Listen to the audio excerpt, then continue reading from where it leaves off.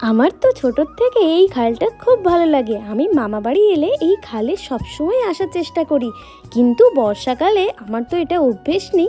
তো খালে যখন জল বেড়ে যায় ভীষণ ভয় লাগে আমার তো সাপে আরও বেশি ভয় লাগে। তারপরেও দেখি জল বেড়েই যাচ্ছে, আর জুতো পরে যেহেতু নেমেছি, যদি জুতো খুলে যায় তাহলে আমাকে খালি পায়ে বাড়ি যেতে হবে।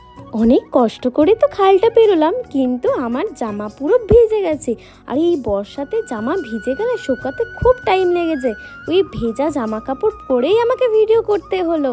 তারপরে দেখো একটা দিদার বাড়িতে কত বাতাবি লেবু হয়েছে, কোনটা ছেড়ে কোনটা নেব বুঝতেই পারছিলাম না। তারপরে এই যে একটা পাকা বাতাবি লেবু, সেটাও তুলে নিলাম।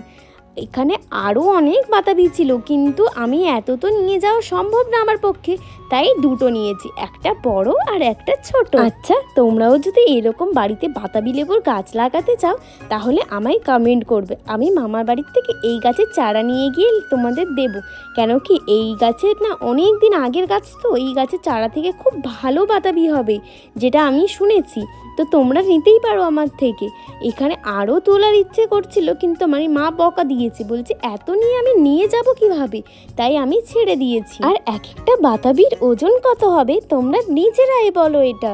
আচ্ছা, তোমরা আমার ভিডিও তো অনেকেই দেখো, কে কোথা থেকে দেখছো আমায় একটা কমেন্ট করবে।